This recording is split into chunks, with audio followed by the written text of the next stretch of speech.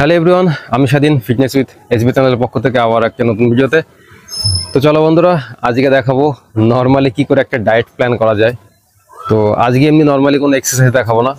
তো কালকে রাতে অনেক ঘুমোতে টাইম চলে গেছে, তো ঘুম থেকে উঠেছি এখন কত বাজে, ওই 5টা 10-15 নাগাদ হয়তো বাজে।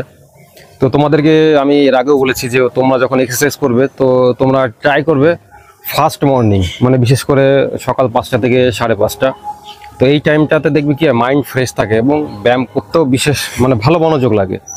রাত ধরো সন্ধে হয়ে গেল, রাত তখন ব্যায়াম করে মজা নেই, বা সকাল 8টা-9টার সময় তখনও বেশ ভালো লাগে না। তো চলো আজকে দেখাবো তোমাদের কি করে একটা ভালো ডায়েট চার্ট তোমরা খেতে পারো, বিশেষ করে যাদের একটু মাসেল গেইনের দরকার। দেখো আমি যেমন কি হয় মাসেল গেইনও করি আবার ফ্যাট লসও করি, তাহলে কি হয় ব্যালেন্সটা ঠিক থাকে। এমনটা না যে শুধু আমি মাসেল গেইন করে গেলাম। তো আমি মনে করি দেখো আমার হাইট 5 ফুট 9 সামথিং, তো আমার ওয়েট 68 কেজি সামথিং।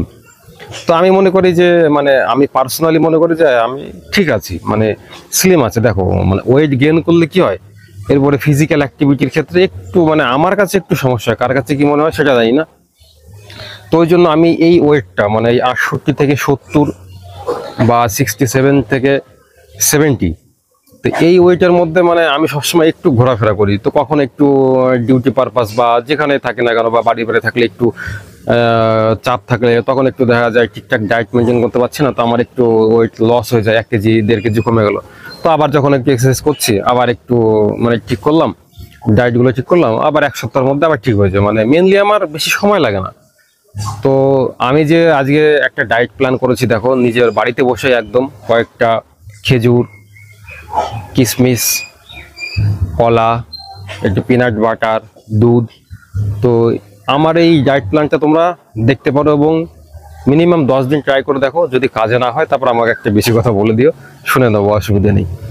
তো দেখো এই যেভাবে আমি ভিডিওটা করেছি এবং যেভাবে ডায়েট প্ল্যানটা করেছি তোমরা খাও।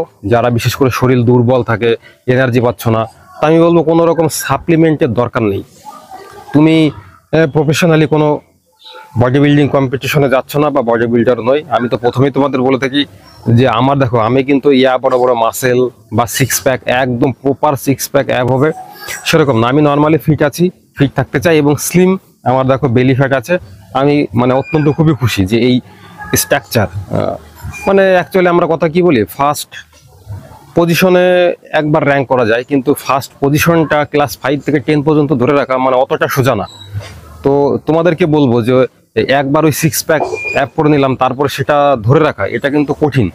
তো আমি বলবো তো নর্মালি 5 থেকে 6 র্যাঙ্ক থাকবো, সারা বছর থাকবো, 5 থেকে 10 পর্যন্ত থাকবো। তো এরকম স্লিম থাকবো মিনিমাম 40 থেকে 45 বছর পর্যন্ত। তাহলে কি হবে, মানে আজকালকার দিনে যে দেখোই মানে ফিট থাকাটা সব থেকে বড় একটা চ্যালেঞ্জ হয়ে দাঁড়িয়েছে।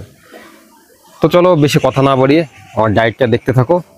তো আমি মানে 100% শিওর 10 দিন তুমি ট্রাই করতে পারো। সপ্তাহে 1 দিন খাবে না, আর বাদ বাকি 6 দিন তুমি খেতে পারো। 1.5 থেকে 2 সপ্তাহ ট্রাই করো। যদি পরিবর্তন না হয় তখন আমাকে বলো যে দাদা তুমি এই ডায়েট প্ল্যানটা দিলে কিছু হলো না আমার খেয়ে। তো নর্মালি এটা খেতে থাকো। তো প্রথম দিন বলবো তোমাদের একটু অল্প অল্প করে নেবে, অল্প খাবে, কারণ তোমরা এর আগে কোনোদিন ট্রাই করোনি। একটু হজমের সমস্যা হয়তো অনেকের হতে পারে, কিন্তু নর্মালি যেটা আমি কলা খেজুর খেলে কারো হজমের সমস্যা হয় না। তবুও আমি বলছি যে প্রথম দিনে একটু অল্প ট্রাই করবে, আস্তে আস্তে বাড়াবো ওইটা। তো চলো বন্ধুরা, তোমরা ট্রাই করতে থাকো, পরে কমেন্টে জানিও। তো দেখো এখানে 2টো কলা নিয়েছি, তো ওটাকে একটু পিস পিস করে কেটে নিয়েছি, 4টে খেজুর, আর এই 10 থেকে 15টা মতো কিশমিশ। এবার তোমরা এর সঙ্গে কি করবে, তো নর্মালি দেখো আমার বাড়িতে এমনি যে গ্রামে কি আর গরুর দুধ পাওয়া যায়, তো আমি তো সেটা ছিল না। তো নর্মালি দোকান থেকে আমি একটা আমুল গোল্ডের যে দুধ লিকুইড, আর এর সঙ্গে অ্যালপিনোর পিনাট বাটার। তো আমি এখানে নর্মালি 1 চামচ ইউজ করেছি পিনাট বাটার, তো তোমরা চাইলে 2 চামচও ইউজ করতে পারো। তো প্রথমে বলবো ফার্স্ট টাইম তোমরা অল্প অল্প ইউজ করো।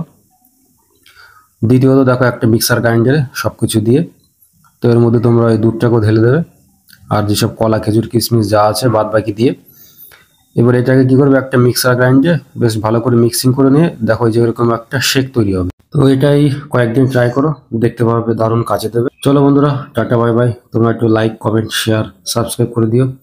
চলো আবার দেখা হবে পরবর্তী ভিডিওতে।